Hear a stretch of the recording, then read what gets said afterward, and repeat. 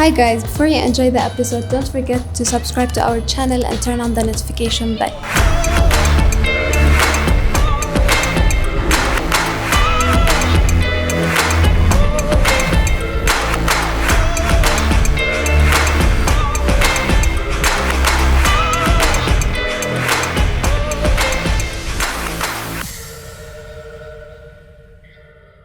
Okay, so Meredith, Hi. how are you really doing? I am in a very, honestly, insanely difficult time of my life, but I'm not letting myself fall, so I'm pushing through, if that makes sense. So to answer that, I would say, okay. Yes. Why difficult? What day is it? What day is it today? We are in August now, late August. Late August. So about like a month. We're immediately getting deep. So if you really want to know, okay, a month and a half ago, like 6 weeks ago, my brother passed away. So he was my age, well, 23. So getting through that time is very, very difficult. It's very new. Very new. And we were best friends too. Like I kid you not, every single day together. He lived in my building. We eat dinner together. Yeah, it's definitely been a crazy past 2 months, 1 month. I don't even know. Daniel, right? Yeah. Yeah. It's like ever since he passed, it's like a blackout. Like I'm a functioning like blackout person. Like I don't remember much, but like I'm very functioning, but I can't remember like what I did yesterday or who was over or. So until now you're like that? No, I'm still like that. Yeah. Yeah. Yes. Would you say you're numb? I wouldn't necessarily say I'm numb. I mean, to be honest, like we were talking earlier, and it's like I can't cry, and if I do cry, it's like very like 3 tears, and I'm like, wow, that was great.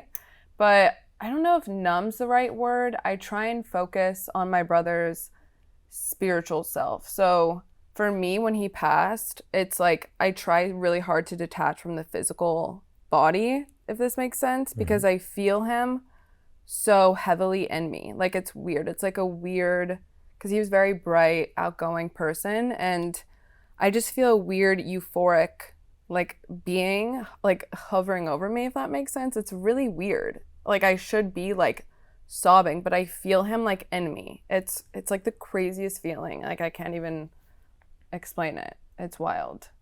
So I don't know if numb, I could be numb. I don't know. I could be.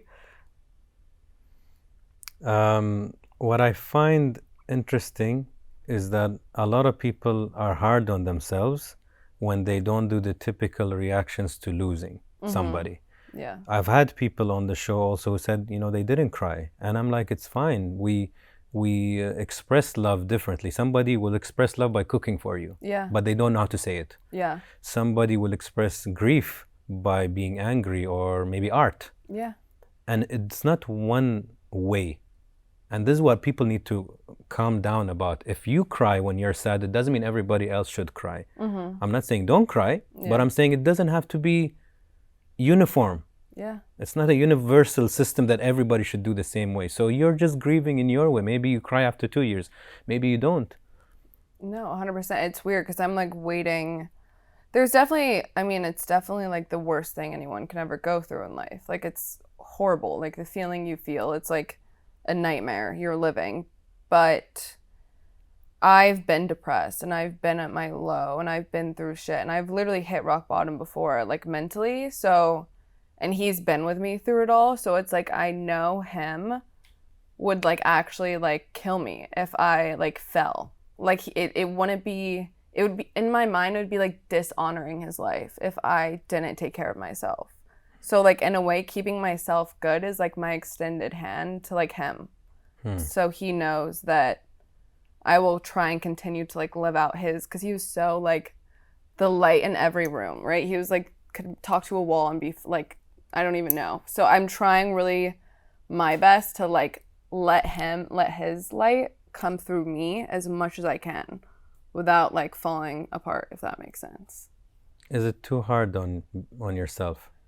I don't know if it's too hard on myself. I think it's a very weird thing, especially when it's my parents lost a child. So I don't know if it's necessarily like I take on like trying to be good for them, which they don't ask me to do, obviously. They're not like, be good for us. But like, it's something that I feel if I have the strength to do, like I need to do. And if my brother's giving me the strength, I'm going to take it and run with it and try and be good for them. But I don't know if it's like a pressure on, I think it's a fear. I know what it's like to go so dark that I'm like terrified of even letting myself slightly go there. So it's a huge fear of mine. Like I run from depression and all that stuff because I've been there. And if I can protect myself, that's what I try and do. They say depression is pressure focused inward. So why I'm asking is when you have a catastrophe and a sudden death, not a old age death. It's a sudden death, which is the worst to experience. From hearing so many people, like in one moment, you can't call them anymore. No, literally, yeah. You know, and it's, I don't even want to feel what you feel. It's very difficult to imagine. So when Meredith now is putting extra pressure, although nobody's asking her to be the right daughter and the right sister and a strong model and a strong in her career or whatnot, these are pressures. Oh, totally. And the question is, if these pressures are being placed on yourself because you're afraid also of going into the dark pit, are you going to the dark pit because of all these pressures? I mean, I'll let you know. No, I don't. I know it sounds crazy, but as I said before, my brother is like very much a part of me and he's very much with me. Like I've had like crazy experiences with like, I know it sounds, if someone hasn't gone through this, it's really hard to explain to them what I mean, because if you're not forced to think about like life after death or life after death. Yeah. If you're not forced to think about that, you don't think about it to like the degree that I think about it. Like I'm like, there's just in my personal, sorry, I just hit my mic. It's fine. In my personal opinion, there's no way that someone just dies and then they're just not with you. So I am really focusing on that like spiritual journey of mine and trying to connect to him as much as I can and as much as I'm allowed to by diving into that. And whether it's like talking to him out loud or like, you know, meeting with people who are energy healers and like can guide me and make me feel better. And I've just had crazy experiences with like lights and stuff too, because when my brother passed away, like the day of, I like was talking to him in my bathroom and I was like, show me crazy signs, but only in light, because I'll like everything else I won't recognize. So like make it so obvious. And he's done that and he's like shown me cool stuff with light. And when that happens, I feel like a sense of like the most like on top of the world euphoric feeling I could like ever explain, because I'm like, I have a protection not only in like this world, but like whatever the energies are in the other worlds, like it's protecting me. So it's a weird thing to explain or even think about, but like I love talking about it. Like I could go on for like days just talking about like how like in depth everything is once you actually think about it. How did he pass, if I may ask? We're still waiting on supposedly we're still waiting on the autopsy now that I think about it. Shouldn't be. Oh yeah, actually I think it takes sometimes months. But what I am under the impression of is that he took something laced with fentanyl and it killed him instantly. So he took a pill and he had been sober and he had gone to AA for 6 months. He hadn't drank alcohol in over a year. And then he, on my birthday, which was July 1st, slipped up. And on the 3rd, that night, he took a pill, from what we are aware of. I don't know. And killed him instantly. So, which is like crazy to think about, because everyone in LA is like, and everyone around the world in college parties, and like no one, like he just got one pill that could have gone to like literally anyone. You know what I mean? Like it's like crazy how no one thinks about, he's like a normal kid, like the consequences of drugs and stuff. And like, I'm not like you can't do drugs person, but like that literally could have been anyone. And like, it's just crazy to me to think that he got that like one pill that was laced. Do you know what I mean? Like, it's not like an OD. It wasn't like anything crazy like that. It was just the one pill he took. That's what I'm under the impression of. So. Well, I'm sorry to hear that. Thanks. But I'm with you where we think we never know what's next and what's bigger than us. And if people are there in spirit with us or at soul, or they see us or they supervise, who are we to say we know? We don't know. It can be anything. We don't. But like, to be honest, if I would have had this conversation a few months ago, I would have never thought about it. I would have kind of shot down the idea of like thinking in that depth, because it scared me. Like, it scares everyone. Like, dying, it's not talked about. It's like, there's such a, obviously there's a stigma around it of everyone's so terrified to die, and everyone's so terrified to like even think about that thought, because it's not encouraged at all. But it's like there's such a negative thing around it. But like, what I'm trying to do with my experiences, I lost like a 23-year-old and who was my best friend. I didn't lose someone who was older. I lost like such a young, alive spirit. Like, he was so everything. So like, when he dies, like, I'm trying to feel that youth in me and that like euphoric feeling that he brought everyone around him. And I'm really, that's what's keeping me going, is I'm really focusing on like the spiritual side of it and trying really to detach. It's hard because if I start thinking about the physical of him, it gets too much, because then I can't think he was much more than like a body. He was much more than I think the earth could have been for him. He was too big for it. So if I try and like tell myself like his spirit and feel it and welcome it, then I do. It's definitely crazy. Our bodies are for rent. Do I? Our bodies are for rent.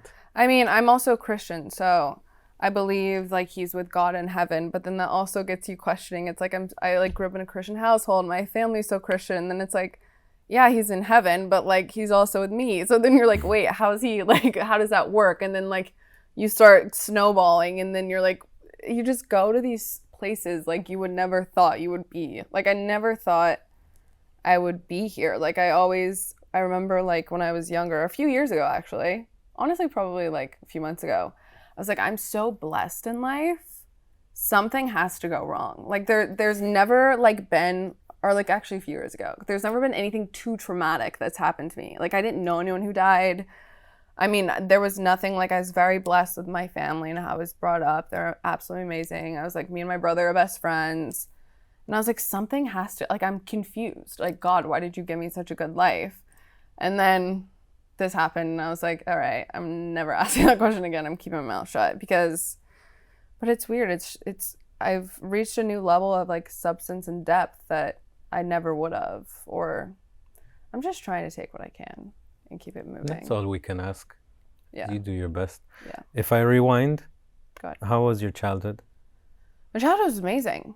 I don't have any, like, I love my family. My brother has always been my best friend. I was very, very lucky. Oh, I don't like to use the word lucky, blessed with how I was brought up. I was in such a loving household that it was everything I could have hoped for anyone, to be honest. If I ask you, who are you? Who am I? All right. These days, I'm figuring it out. I don't really think there's one thing that I could like label myself as. If you want to get into like categories, I'd be like, I'm an introvert. I don't like going out. I don't like partying. I've always been this way. And I'm super bubbly, but I also have an off button. Like if my if I'm out somewhere and I'm being social and my battery runs out and I literally go mute, like I cannot conversate. Like I'll be like, and then they'll be like, so where are you from? And I'm like, I literally don't know. Like I can't talk. So there's a lot of layers to me. So what category would you say, like, who am I? Just overall? I just like an answer whichever way somebody understands it. Yeah, I mean, I would think I am real and genuine. Let's just leave it at that, I guess. This is an interesting question. I like how I'm complimenting myself anyways. What is something or a flaw in your parents that you wish you could change? A flaw in my parents? My mom always holds grudges. Like, my parents are so amazing, that's kind of hard. My mom holds grudges. Wish I could change that. My dad, I would say, My dad has flaws, but I can't really think of, I guess,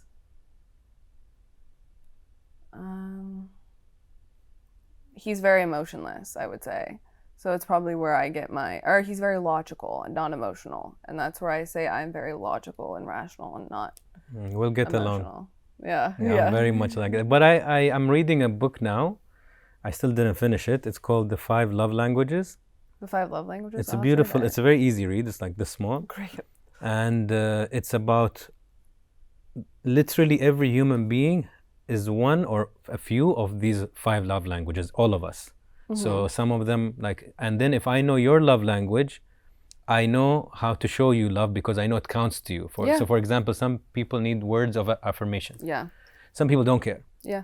So you need to understand your sister, your brother, your boyfriend, and you start to know how to have the right love language. So your father is logical, but doesn't mean he doesn't have a love language. Oh, totally. Totally. And even you, if you're logical, doesn't mean you wouldn't appreciate maybe a sentimental gift. Oh, no, totally. Suddenly that is what I you're would like, love I a love sentimental that. You gift. see what I mean? Yeah. Do you live to work or work to live?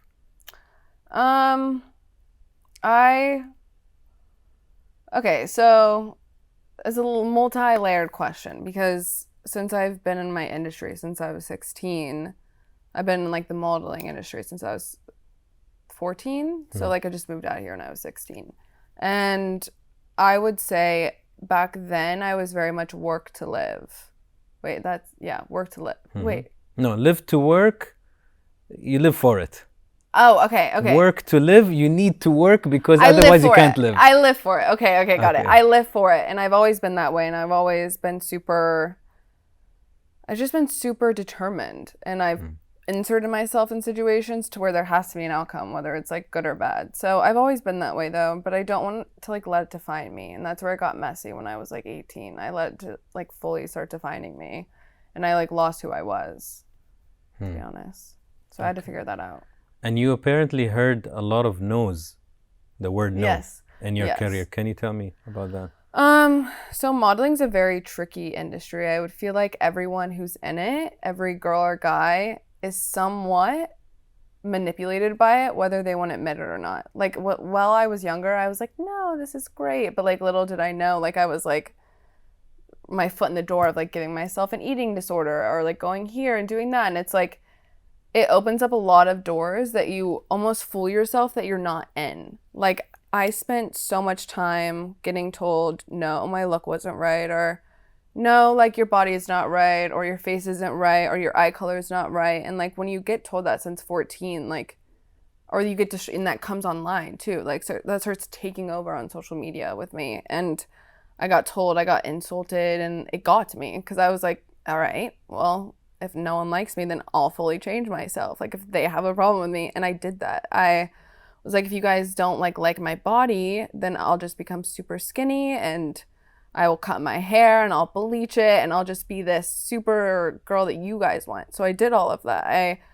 I really, that was my way of rebelling in a way, of kind of being okay, me listening to everyone. And then when I got to that state, I got told more no's. I was literally what?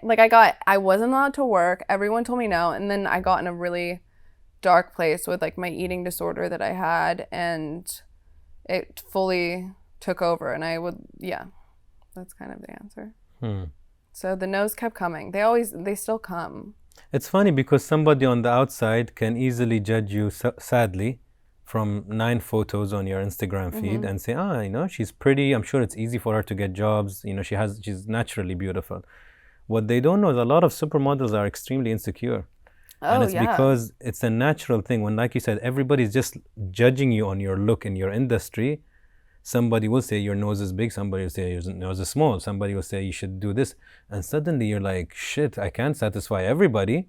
And I can't do anything unless I do plastic surgery, which is kind of somebody saying, why are you tall? And you're you're I can't change that. I can't, crouch in every picture. So I find it very tough. And if you said you started at 14, imagine a 14-year-old who gets judged on physique. It's not easy. You lose yourself. I never got the opportunity to define who I was. I let everyone define it for me.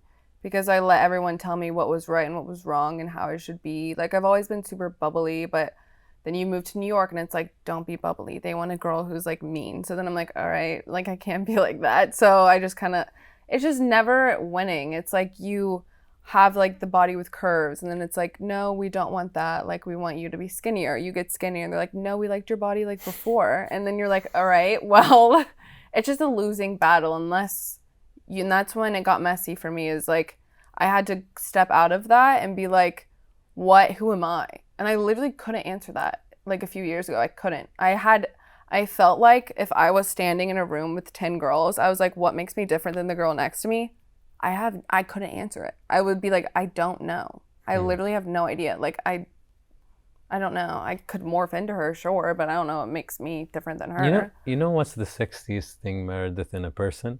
Yes. No. Tell me. Okay, well, this is my take on it. Is a person who's at peace with themselves. Totally, They're secure. They're usually so appealing. Even if they're not the best looking ones, they're just like so at peace and you're like, I like them, you know, they're cool. Yeah. But we have a beautiful saying in Arabic that says, I'll say it in Arabic first. إرضاء الناس غاية لا تدرك. It's pleasing all people is a mission never accomplished.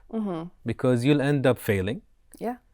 And you'll end up probably miserable because, like you said, you're like the joker of the deck. Yeah. You don't know where you stand. You're trying to be the red diamond or the, you know, this or, and you're like, who am I? But if you just stick to your lane, some people won't like it, but some people will love it. Yeah, that's where I am now. I took over because when I was 18, I went home and I like recovered from my eating for like 6 weeks. I like pretended I was in Paris still, so no one knew. And I went home and I like recovered there and I was like, all right, Meredith, you have no work. You have no friends around you. It was really hard. I was like, who are you? And I didn't know. And it took time and years. And honestly, going through that's when I hit my like low. And it gave me the level of depth and substance that I was like longing for. I wanted something to like be like, I went through this, so I got this out of it. Like I wanted to have a level to me that could understand mental health and could understand like girls going through stuff. And it definitely gave me that because now I feel like I'm a huge advocate for like anxiety, depression, eating disorder. Now since my brother's passed, like I understand what it's like to lose someone. So it's like I have layers to myself now. Yeah, it came out of actual being in hell, like literal hell, but I have layers to myself now and I can now incorporate my everyday life. My outlook on life is different and how like I can help people and talk about it, which I think like even doing this podcast, it's great because you can have so many people relate and have gone through at least one of those things. You're spot on. This show, I always repeat, is not about me and the guest, not me and Meredith. Yeah. It's about every person who'll watch, who'll feel, I relate to that. Yeah. That's how she got over it, maybe it will help me. Totally. And somebody will, and you will see through the messages, somebody will relate because a lot of people are going through shit. Oh my God. And 100%. a lot of people feel lonely, which is the worst feeling, is to feel alone. The word, yeah. And human beings can die just because they're alone. We're creatures of habit and communication and touch. And if you don't have that and you feel you're an alien or void or in a silo, then it's very bad. You know, this story, it's stuck in my mind. I met, I honestly don't remember who. I meet too many people. And this person told me they were in solitary confinement at some stage in their life. Wow. Or they were talking about somebody or themselves. I'm not sure. But the point is, you know, in solitary confinement, as in the movies, you see there's a slot where they put the food. And you know, in solitary confinement, it's the worst punishment because you're alone. Yeah, you go crazy. And that's the whole reason. They want you to be alone because it's going to, you know, drive. And there's a limit. In a humanitarian world, there's a certain limit. You can't put somebody in solitary for too long because they will go nuts.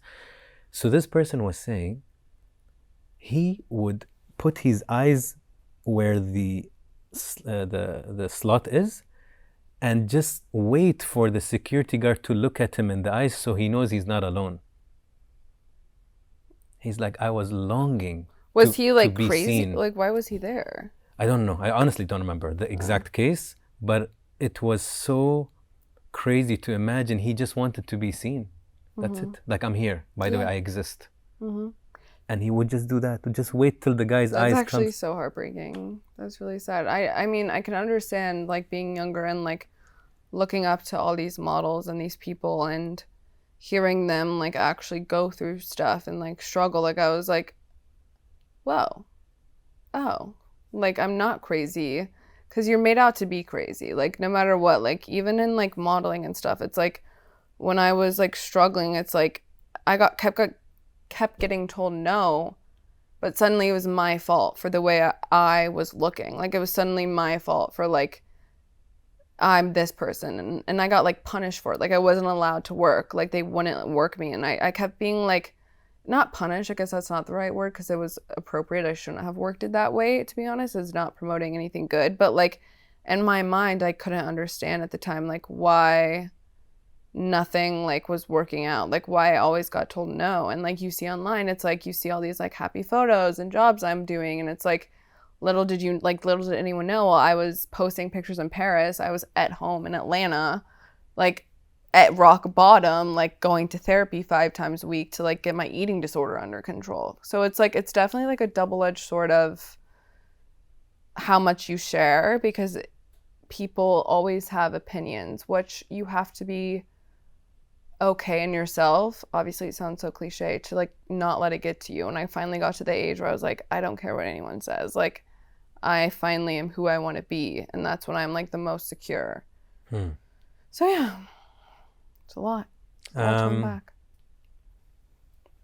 I know that you chew gum because of your anxiety. I chew? No, you think you know I chew gum. I chew? Okay, this is what I need to get hypnotized. I'm not even kidding you. I chew 3 packs of gum a day. 3. Can everyone understand 3 packs of gum a day? How? I'm not proud of it. Like, I want everyone to listen to that and honestly, like, attack me. I need, like, it's horrible. But yeah, I have such bad anxiety that, like, I constantly have to be, like, doing something or else I go insane. So my question to you now is, I don't want to call it advice. I want to call it personal experience that hopefully can act as help, right? So for a lady that went through anxiety or still going through it and chewing a lot of gum, and food disorder, you said? Yes. And grief in whatever way you want to call it, the bigger picture, the energy. If you had from your Meredith experience and somebody's listening now, what are things that helped you? With anxiety, I mean, it's very different for each person. What I noticed helped me with that one, like yesterday, I had something, but I couldn't go because I was like on the verge of having a panic attack and I didn't know when it was coming. So I canceled it and I went outside and I just walked. Like I just kept walking and being in nature, listening to music. That helps me a lot. Like when I have anxiety, just movement. And for weirdly enough, eating helps me when I get anxiety. So I just eat. And then eating disorder wise, this one's tricky because it is horrible how applauded it is to be like so thin, especially on like apps like TikTok and stuff. Like it's so, eating disorders are almost like glamorized. Like it's like crazy to me. And it's like, I got told I had 6 weeks left to live if I didn't change right then and there. So it's like, and then like no one realizes how much comes with an eating disorder, like especially like the brain fog, the just everything, the hair falling out, you don't have energy, you lose your personality. That's like one thing no one recognizes is like you fully lose your personality. You have no personality. You are not a human being. So like you think like you want to deny it so bad and you think you're not in that state and you think, oh, I'm just skinny and like I'm just healthy. Like I'm just healthy. I'm just eating really healthy and I'm working out a lot. Like it's not like getting toxic. Like it used to get so bad to the point where if I didn't work out in a day, ruined. My day was ruined. Don't talk to me. Don't hang out with me. I was a failure for that day. Don't come near me. I had to work out twice as hard the next day. I was scared of eating like anything processed. Like it's just such a twisted thing that I just feel like it's something someone has to first of all accept. If someone doesn't accept they have a problem, then there's no help that they can get, because I didn't accept it, and then until it got too late and I had like literal a few weeks left to live before I got treatment. And it's once you accept it, then you can get the advice, and the advice is everyone deals with it differently. It's honestly, get a therapist. Like, get a therapist, get help through it. Because that's like, I have my therapist. She's been with me for 2 years. And like, really start to love yourself, because I feel like an eating disorder comes from immense insecurity. And that's where it came from me, was trying to constantly change myself to like be this person that I wanted to be. And when I finally got to like so skinny, I felt so unhappy with my body. I never was skinny enough. I got to the point where if I was too skinny, I didn't feel sexy. So I didn't have a butt, boobs. I didn't feel like a woman. I didn't feel like anything. So it's like, once you get, everyone's like, I just need to lose 10 more pounds or 5 more pounds. And it's like, no, because once you get there, like something else it's not going to be enough. It's never going to be enough. So my advice is, it was never enough. I got as low as I could, and it was never enough. And then you lose your womanhood, and it's such a double-edged sword. I really am so against all of that online being promoted right now. I think it's destroying young girls. Thank God I didn't have that app when I was 16, or it would happen way sooner for me. It's really concerning how glamorized it is right now. It really upsets me. And then grief. This is a weird one. You're sharp, by the way. Thanks. You don't forget. Yeah, I'm trying, because I'm like, well, I want to get out as much as I can. In some interviews, I have to put somebody back on track, but you're good. Thanks. I try. For grief, I'm dealing with it a lot differently. I have friends who have lost parents, who have lost people, and my way of dealing with grief is like, it's two things, because I don't want to come across as a burden to anyone, and I know I'm not, but it is a lot. It is a lot to be around. Like, if you think about it, like that heavy of like a topic for anyone to be around, it's a lot. So it's like, I try really hard to not be that heavy person. I try to make it light and fun, and I'm like handling it as good as I can. And I honestly think I'm handling it very well. But like, also at the same time, like I have the thing in the back of my mind that's like, oh wait, what about the moments you're not and you actually do need help? Not everyone thinks you're like happiness and butterflies, and you do need someone. So it's like, it's a weird way, but what's helping me, like I said earlier, is I'm really trying to attach myself to like the spiritual part of him. I'm really trying to like if a body's a body and that's all it is, great, but like, who was he? Who's his energy? Like, feel it and let it come into me, I think is so important. Like, let him go into like my friends. Like, I truly believe like he goes into me and my friends when he passed. So like, I have that love and strength from the people closest to me. Like, I feel like he's giving it to them and giving it to me. And I don't really know grief. I think it's more of a like, keep yourself moving every day, because I feel like if you collapse, it's weird because I don't want to comment on someone else's, you know what I mean? Because everyone deals with it differently. No, I'm saying you, Meredith as well. Oh, me. And you're answering it. Yeah, spiritual. I'm really trying to be like, rely on the spiritual side of everything and just remember who he was and what he'd want from me. Celebrate him. Yeah, so exactly. What makes me so mad is like, I don't want him to be like a negative topic or like a heavy topic or like anything based around. He was so much more than like even the mistakes he made. Like, I just think it's stupid to be like, oh, well, he did this and he took something and it, like, I don't want that to be like the topic of his death. Like, I don't want him to be the topic of his death. Like, he is such a light, bright spirit that like, shame on me or anyone else who like doesn't talk about it like that, to be honest. For him, that's how I feel. He was a human. Yeah. And that is a mix. Yeah. It's a cocktail of good and bad and fun and sad. Yeah, but I truly feel like his purpose on earth like was way more than, he just hit, if you had met him you would know, but he hit so many lives. And it's like at 23 he did more in a lifetime of like being around people and bringing them joy than anyone can do in their lifetime. Like, I can't take that on. Like, it would destroy me. It would be way too much for me to carry. I'd be like, look, I'm keeping myself happy. I can't make you happy. That's on you. But yeah, so that's my way of dealing with it so far. You reminded me of a quote that I'm attached to at the moment. When you said, you know, somebody has to admit that they have a problem. And this quote is, when the student is ready, the teacher will appear. Yes. And I love that quote. Yes. Because you can try to teach somebody, but if they don't want to learn, No. It's like all our friends, you'd like tell them you have to try this sport. And they're like, yeah, whatever. You have to try this diet. It's so good. If they don't want, doesn't matter. Doesn't matter how much you try to convince or you're the best negotiator. They have to want.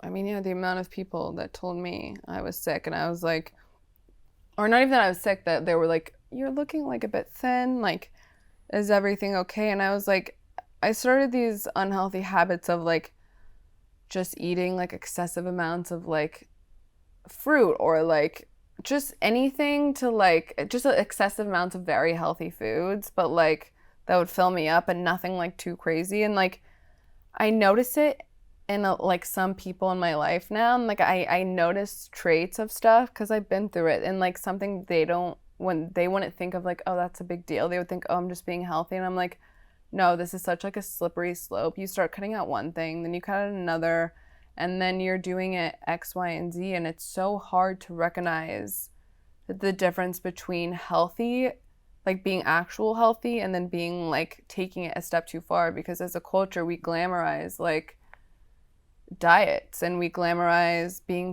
thin and like we glamorize all of that stuff. So it's very hard. Someone's being like, I'm just eating like grilled chicken and veggies. Yeah, that's healthy technically, but like, are you doing it 7 times a week with like nothing else in your diet? You know, it gets confusing for like young kids. It's like not anyone's fault. It's not their fault. It's just what they're around. But yeah, it's a difficult thing to admit because it took me a long time. If you were talking to my parents, they tried, and I left to Europe, and I was not listening to anyone. So then it caught up to me. It all catches up to you because you can't live like that forever. You'll eventually literally deteriorate. It just isn't manageable. Another question. Favorite color and 3 deep reasons why. Okay, my favorite color is blue. 3 deep reasons why. Well, you know, I actually wanted to change it to purple yesterday, but I would say I'm very much a natural light person. It really helps me when I like get anxiety or I'm sad or anything. So calming? Yeah, I just think it's calming and yeah. That's sure. one. Calming. Two more. Sure, okay. Calming and then... Or soothing. Yeah. Whatever. I think it's just, yeah, it just gives me like a feeling of happiness. Another reason why blue would be my favorite color is, you know what? I only have one. I don't really have that much in depth of but blue. Think of it. Why blue? Sure, okay, we could go with the ocean. The ocean's Why blue. the ocean? There's so much unexplored in the ocean. Okay, you can be whoever you want in the ocean. Happiness. Okay, so the I'm first is soothing / happiness. Second is the ocean. Let's say nostalgic, because you could be a child in the ocean. Okay, 2. And then 3 would be the sky. Why? Which is kind of like the first one. The Why? second one. Because infinite. Okay, that's the word. Favorite animal and 3 reasons why. Ooh, favorite animal and 3 reasons. It doesn't why. have to be like a pet. It can be any animal. Yeah. Let's go with... There's that really cute animal that like went viral. I forgot its name. It was like... I don't remember the name. So let's just go with basic. Let's go with dog because I love my dog. And No, not your dog. Not my dog. No. It has to, don't make it personal. Which animal in general? It can be in the jungle, it can be anywhere. So if it's a dog, it's a dog. Okay, let's go with koala. Okay, koala. 3 reasons why. Yeah. Because they're cute. 1. This is the most basic. They're cute. Really sad. They're almost extinct, so we need to protect them. At least I think they are. Someone told me that yesterday. So they need protection. They need protection and exposure. Kidding. And then the 4th reason is because... Third reason, thank you. Didn't go to college. No, I'm kidding. The 3rd reason is I want one as a pet and I can't have one as a pet. So I don't know. That's all I got, to be quite fair. Okay, so the color is how you see yourself. Oh, this is a thing. Mm-hmm. Oh, wow. So, okay. Happy / soothing. Okay. Infinite. And you said quite mysterious because the sea has so much about it and it makes it like a nostalgic childhood thing. So that's how Meredith Imagine people look at me and see their childhood. The animal is an ideal partner. Oh. So somebody who needs protection, cute, and somebody who you want to own. I want to own him. Oh my God, I'm dead. On this Facts. topic, though, do you think being single is sad? Oh, so do we have another hour? Because I have been single for like 3 years, right? I have a very heavy opinion on this. So No dating, nothing? no, Okay. like I've seen maybe one person, two people, but I've been single for like 3 years. And I only was in relationships when I was very insecure, which is like a thing I've realized. Like whenever I needed the affirmation from somebody else was the only time I was in relationships, because I would jump from guy to guy to guy. And now that I'm like single, I have like all the self-love for myself in the world. I know who I am. I know what I want. Like everyone's like, go find yourself, like fall in love with yourself. And I'm like, great, found myself, fell in love with myself. And I've done all the check boxes on like the perfect how you find someone when you're ready. And I've been ready and no one's come along. So starting to think that's bullshit, to be honest. I'm like, what's going on? So I think, no, I don't think being single is sad. I do think it can be lonely, but it's a double-edged sword, because I have friends in relationships who are in the most anxiety and so unhappy and everything. So I feel like maybe there's a reason God, I haven't been in a relationship. Maybe it's I wouldn't focus on my career as much, which I probably wouldn't, to be honest. Like if I was younger than me, I just only care about the boy. So I feel like there's a reason why I'm not in a relationship. I don't really know what it is, but it used to be like one of my insecurities until I was like, wait, what's that going to do for you right now? And I didn't need it, and I still don't need it. And I think that's part of my concern, where I just like almost push it away so much that I'm just like so good on my own, and I've like made that a thing that I don't know. It needs to happen now. It's been 3 years. My mom's even like, Meredith, like what's going on? I'm like, I don't know.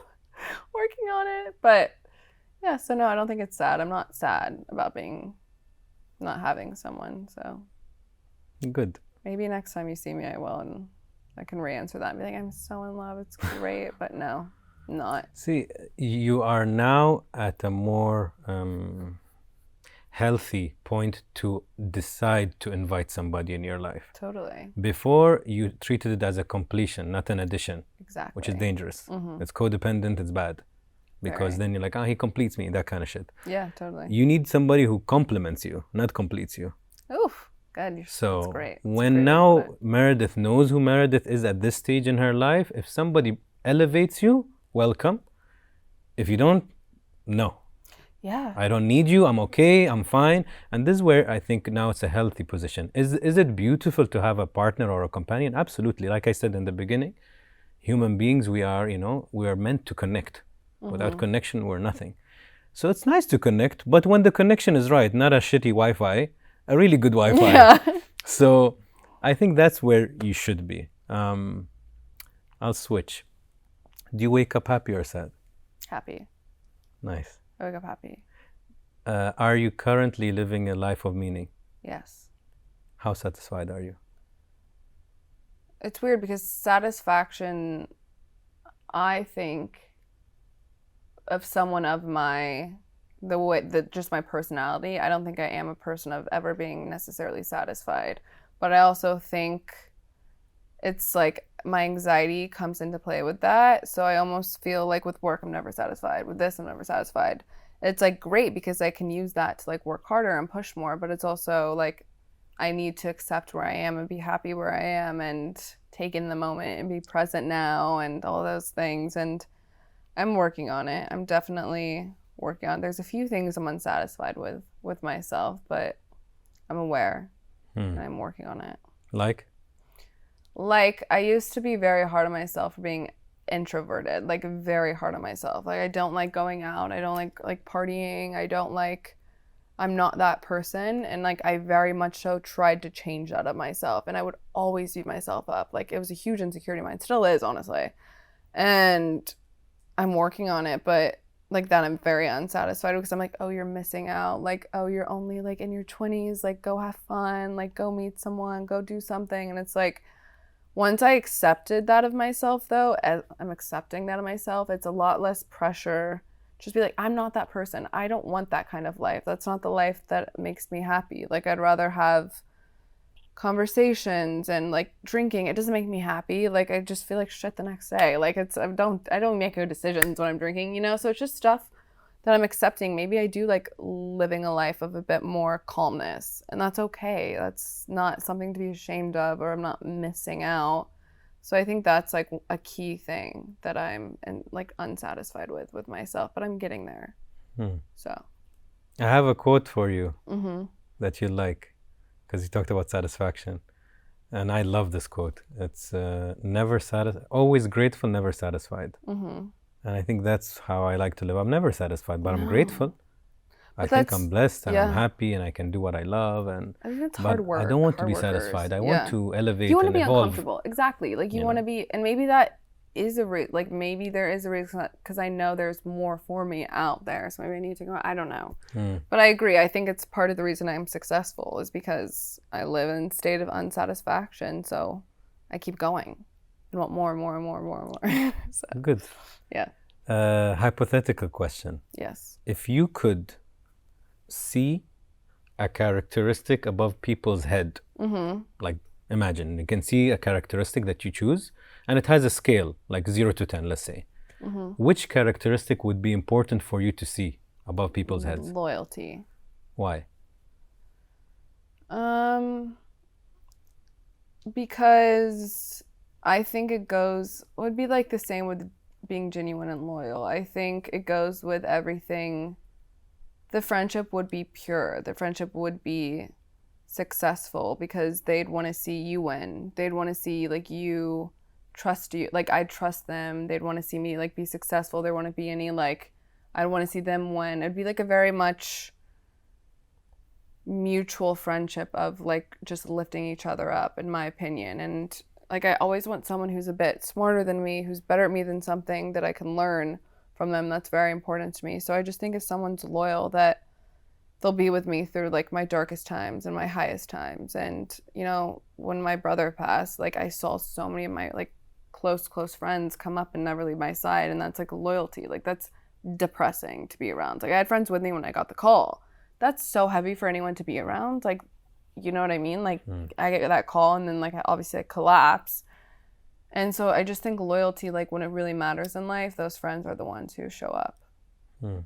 Just kind of went like 8 different directions there. I'm like genuine, fine. And then my brother died. But it's all connected. Yeah, for sure. No, you're not sporadic. I don't think so. Okay. What are you afraid of? I am afraid of,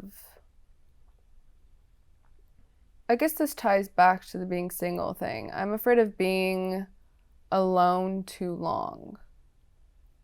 Because I just gave a whole spiel of like why being single is great, and here I am like, I used to say death, but since ever since Daniel, I'm like looking forward to it. So like, someone waiting for me. It's exciting. Not one. In my opinion, there are many that suit us, but we're lucky if we find one. Yeah, exactly. You know? But yeah, I think being alone too long, I would say I'm afraid of that in some weird way. I don't know why. What is something when you think of it makes your heart smile? My brother. What is something that when you think of it makes your heart ache? My brother. It's funny, huh? Yeah. Yeah. When was the last time you cried? Yesterday. Why? 3 tears. I counted. Why? Because I was walking and I missed my brother. Because he like always loved nature and stuff. And I was so proud of myself. I was like, whew, way to get it out. So yeah. 3 that count. 3 that count. I mean, I couldn't get more, but that was enough. Because I just can't. We talked about this before. I guess we didn't talk about this. But I can't cry for anything. I hate it. Because like even when I like go into acting class and stuff and I need to do like a crying scene, like I'm like, can't get there. So I'm working on it. Good. Daniel in one word. Euphoric. That was quick. Any regrets? No. Okay. Hypothetical. If you could take Meredith's heart and you place it in front of you now, what would it tell Meredith? I would think it would tell me probably that I'm good as I am, in the sense of I know who I am. It's so genuine and so pure, where there's no like hatred in my heart. I'm not a grudge holder. I just think it would remind me to just stay who I am, to be honest, because I'm very proud of who I am. Good. Thanks. I have lots to work on too, but for the most part, my heart itself is very, very good. Why did that question stop you? Like you felt that one? Yeah, I would say because I have to think about it. I think there's a lot that someone could say to themselves if you can only say one thing. It's like, it's such a open question. And then my mind goes to like, because I always think of when I get asked questions like that, what would I say to myself? It's almost like nowadays I'm like, what would my brother say to me? So I stop a second. I'm like, what would he say to me if I'm ever struggling? So that's why I like when someone asks, like, what would you say to yourself? I no longer necessarily ask what I would say to myself. Like, I ask what he would say to me. So like in my mind, I'm like, what would he say to me to keep me going? So that's why I stopped. Let me switch that. Okay. What would you say to your brother if he can hear you? Oh God, I talk all the time. Very important. If he could hear me, I just want to know he's with me at all times. And I've said that since the day he's passed, that he's with me and he's not allowed to leave me. Like literally, like I'm literally like, we are a ball and chain. We are attached. You're not allowed to leave. And to protect me until I see him again. Last one. Yeah. Meredith in one word. I would say me in one word would be loyal. Like I want a friend, I would say I'm very loyal to the people I love and kind. Thank you. Oh my God, you can't shake my hand. It's too sweaty. I'm not even kidding. Come on, I don't care. No, I'm the guy who will make you feel my hand. I don't care. I really don't care. Thank you. Thank you. Guys, my hand's so sweaty. I'm so sorry. Thank you. That was honestly amazing. I'm so stoked. I have one thing for you. I feel like 5 minutes. I have one thing for you though. Okay. I think you're too hard on yourself, Meredith. Too fucking hard. I could see that. And it's okay, but if you're aware, which I'm trying to, I think you're already aware, I'm going to add to it. I appreciate it. Just, you need to breathe a little. Yeah. Give yourself a little breather. And this is just an opinion of a friend that you just met. No, like, I really feel, take it easy on Meredith a little. Not too much, because I think that's asking too much. That's why I say at the moment I'm like a functioning blackout. Because I don't remember what no, not a zombie at all. I very much have my personality. It's just very much what I do to keep myself going. Like it's very much, I'm operating. You know, somebody told me, and it's so interesting because I interview so many people and I start to connect stories. Somebody told me, Anas, they had a loss also in their family and he didn't cry. And he was looked to as the guy now because his brother, I think, passed away. Yeah. And he said, I had to be the guy for my parents. Everybody's leaning on me. I can't break. I can't cry. If they're crying and I'm crying, I'm making it worse. So I'm not, okay, when will you get any time for you? He said, later, Anas. Anas, later. Yeah. In this period, my family needs me. Yeah. I need to be fucking strong. Yeah. Later I will. I know I will break down. I will go to my room and I'll probably cry, but now I can't. I can't afford that. And it was interesting to hear how selfless that act can be. And you're a bit similar. I think that's subconsciously you're like this. You're like, I need my career. I need to be good for my parents. Oh, totally. They already lost their son. If I was a mess for them, it'd be such a shit show. They already had me when I was a mess and anorexic and off the charts. So, not off the charts, I just mean literally almost dying. So yeah, no, my extended hand to them is keeping myself good. And I've been doing it. So I can totally understand what that guy is saying. But also for myself, selfishly too. Well, thank